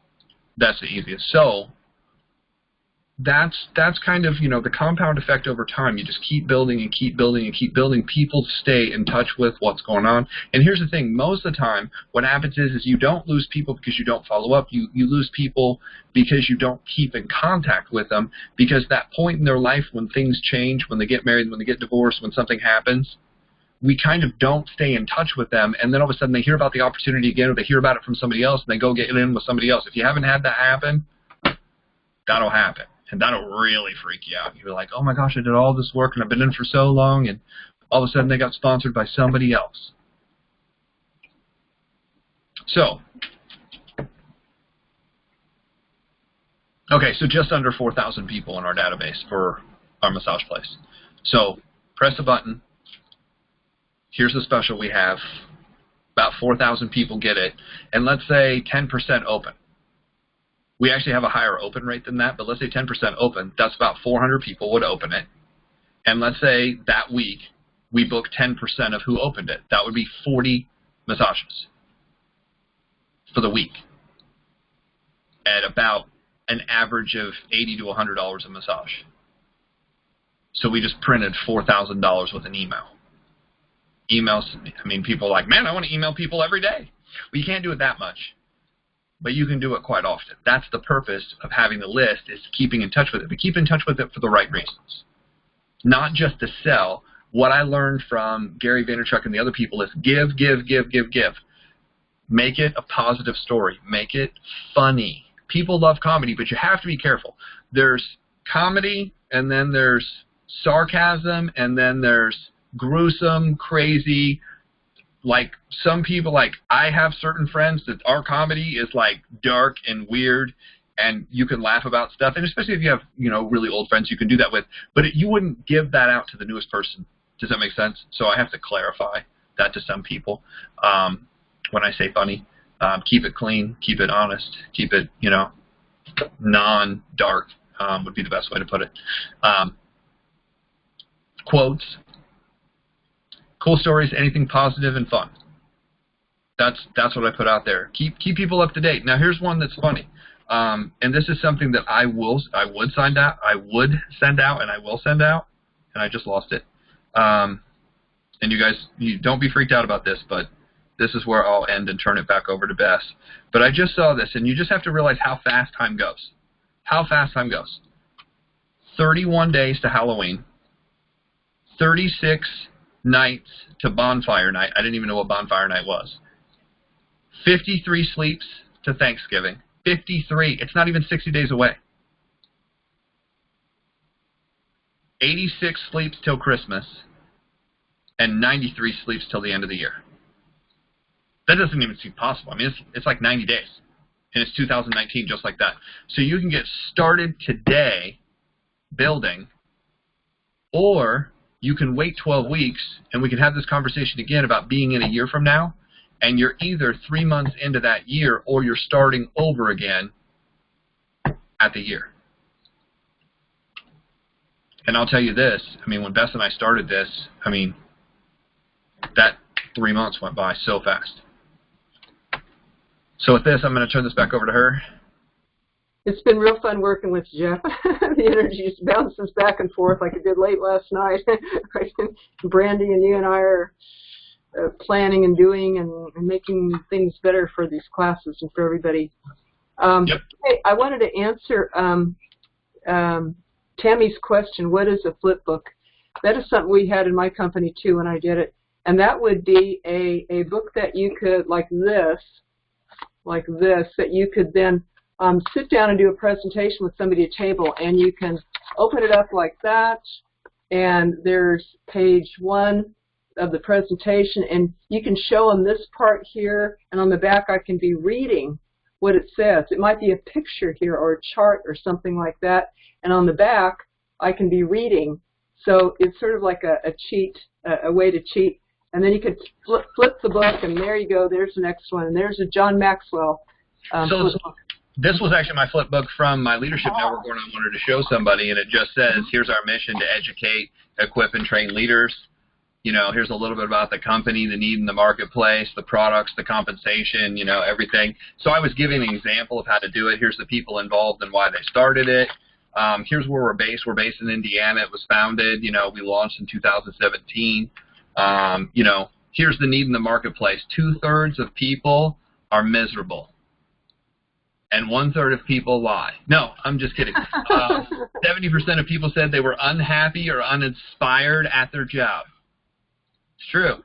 So, I mean, that's the reason why. You know, it says people in the marketplace, personal development. This is kind of cool. Personal development creates clarity, confidence, focus, motivation, influence, better choices, self-awareness, better relationships, prioritizing and solving problems. But professional development. So the difference between personal development, listen to professional development, leadership skills, clarity and purpose, focus and driven goals, healthier environment, better morale, increased productivity, positive culture, less personal issues, more profitable, increased retention. And then it just talks about who Maxwell is, you know, identified as the #1 leadership expert, New York best time-selling author, coach and speaker, sold more than 27 million books in 50 languages, trained more than 7 million leaders around the world, recipient of the Mother Teresa Award for Global Peace, the highest paid speaker in the world that's not a celebrity or professional athlete, speaks and trains each year to Fortune 500 companies, presidents of nations, and many of the top business leaders, along with, he's the keynote speaker to about 25 to 30 network marketing companies every year. So this is the gentleman that I decided to become certified in, and the reason why is I wanted to create this right here, Leadership University. Leadership University is basically a live, weekly, recorded teleseminar that's going to give you access to the 6 core basic trainings that John goes over, which are the 15 laws of growth, leadership gold, becoming a person of influence, put your dreams to the test, everybody communicates, few connect, realms or real success, that's relationships, equipping, attitude, leadership, success, and mentoring.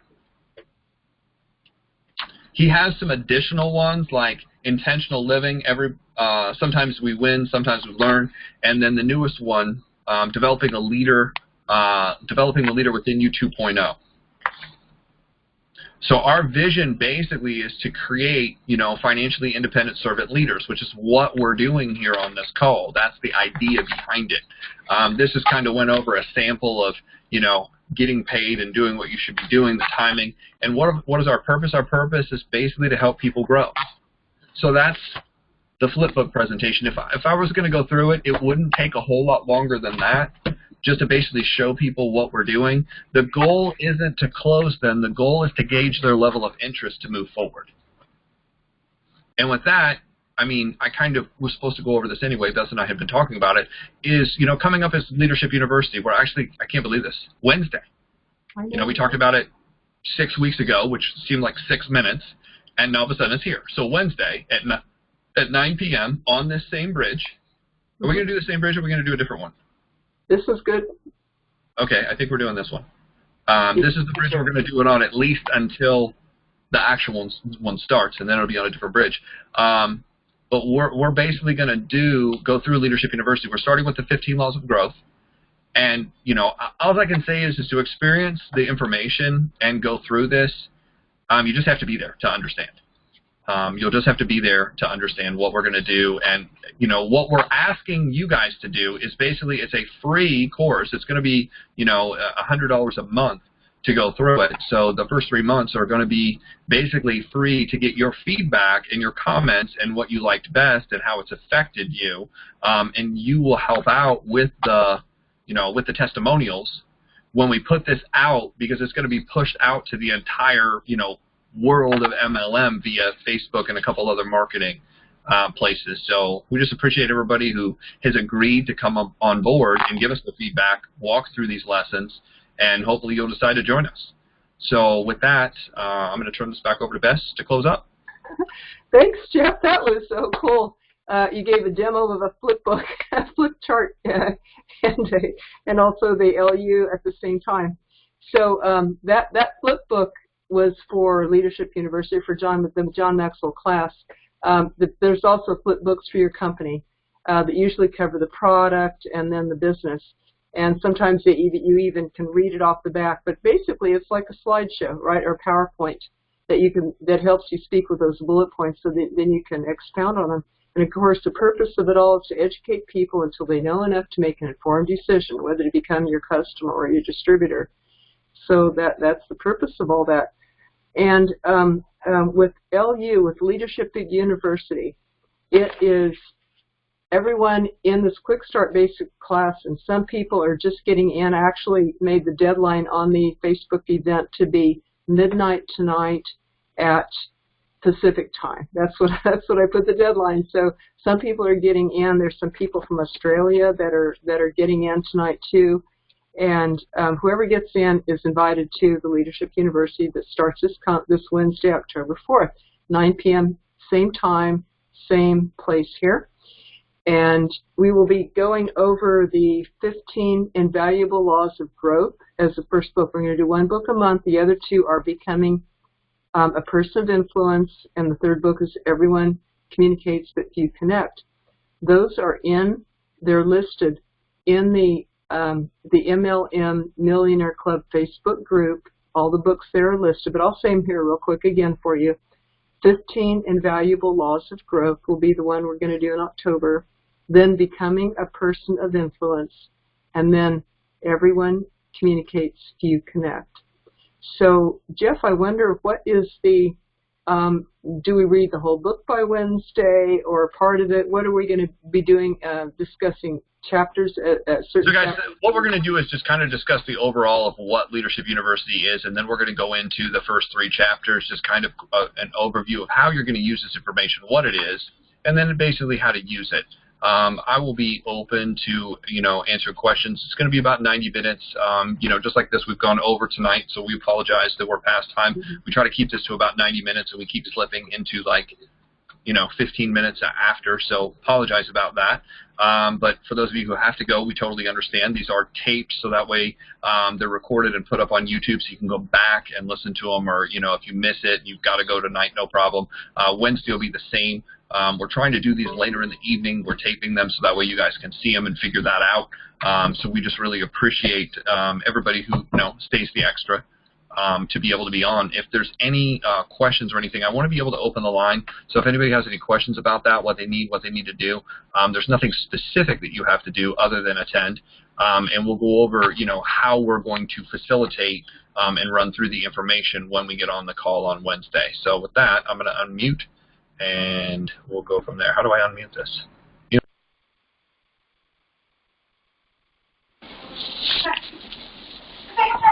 Okay, guys, everybody's unmuted. Does anybody have any questions or comments? Anything you want to add or you know, what you got out of tonight.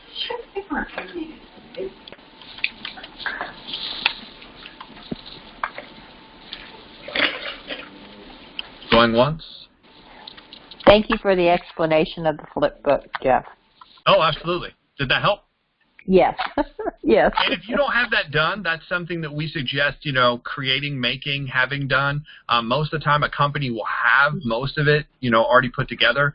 And sometimes you just have to write it down on one page, you know. It's just a one-page thing where it's like, hey, I just want to read through who we are and what we do. Okay, thank you. Anyone?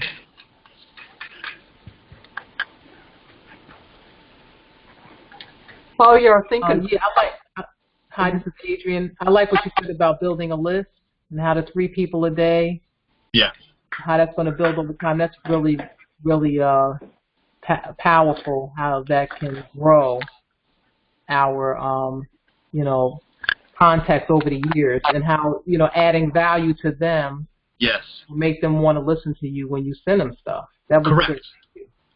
Correct. Make it that 80-20 or even 90-10. Give, and only ask once you feel you've got that, that connection and that influence. But find a reason. I find what people like or what people love. I'll go on and find out if somebody likes horses. I'll start tagging them in stuff related. If somebody likes cars, if somebody likes airplanes, if somebody likes travel. I basically try to find what people like, and that's what we have conversations about. Beautiful. It was Harvey McKay that also suggested the same thing. Harvey said, always get the contact information of 2 people a day. Join volunteer organizations, do whatever you have to do to get out there. They collect 2 people a day's contact information and find a creative way to stay in touch with them. Now, that was before Facebook came out. I just think it is so super easy right now. You can build your list on Facebook as long as you have a copy of it somewhere in case you get shut out or something like that.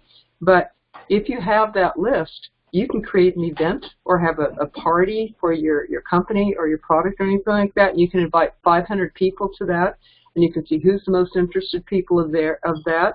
And right there, that can be your list. That can be a list in a way. Any other questions? Comments? Your best takeaway tonight? One thing that you're going to use in your business? Great information on building the list from Jen. Yes, thank you.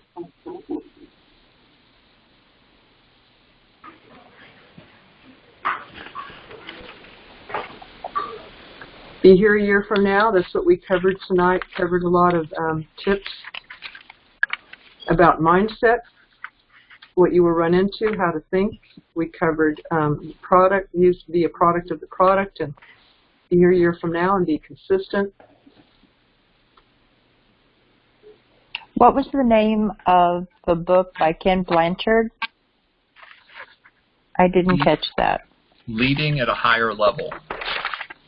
Okay. Thank you. Yep.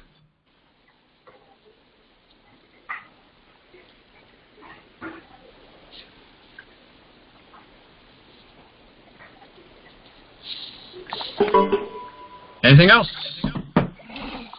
I posted in the MLM Millionaire Club Facebook group, I posted a list of the people, about 20 people who have told me they want to be part of Leadership University. I'd love if you take a look over that list, and if you're not on there, and you should be, then add your name underneath in the comments, and let us know that you want to sign up for that. But otherwise, everyone here is invited, and so we'll send out the emails to you about that, and also post it in the MLM Millionaire Club Facebook group. So those are the 2 places that I communicate with you about that, in the group and through your emails that you receive. Now, another fun leadership thing is remember that you can join us for lunch. Weekdays, the MLM Lunchtime Leadership Show, Jeff and I go over one of the John Maxwell 21 Irrefutable Laws of Leadership every day. So tomorrow, lunchtime, noon Eastern time, whatever that is for you, we'd love to have you. We have an event coming up in October in Indianapolis, an actual local live physical event besides all this internet stuff. It's going to be called Breakthrough Team Building Summit, and it's going to be October 19th, 20th, and 21st in Indianapolis. Put on by Jeff. I'll be there, be speaking. It's going to be phenomenal. I'll post a link in the email when I send out the replay how you can get tickets for that. We love it. I know some of you are going to be there, and I'm just thrilled that I can actually meet some of you in person. So anyone who lives in Indianapolis or anywhere near there or plan to be around there at that time, there's going to be 4 events a year. So they're quarterly. So this is the team building one. There's other ones that are achievement and vision and other things. They're all going to be very, very powerful. My brother's going to be there speaking. He's a communications teacher, so you would get to meet him too. And anyway, I'd love to meet you if you can be around at that time in that area. Mid-October. Anything else about that, Jeff? Nope, I think we are good. We appreciate everybody for being on. I'm going to hit stop on the recording, and we'll see everybody this next week for personal development. We've got some good stuff, so look forward to seeing everyone on Wednesday for Leadership University. Thank you so much.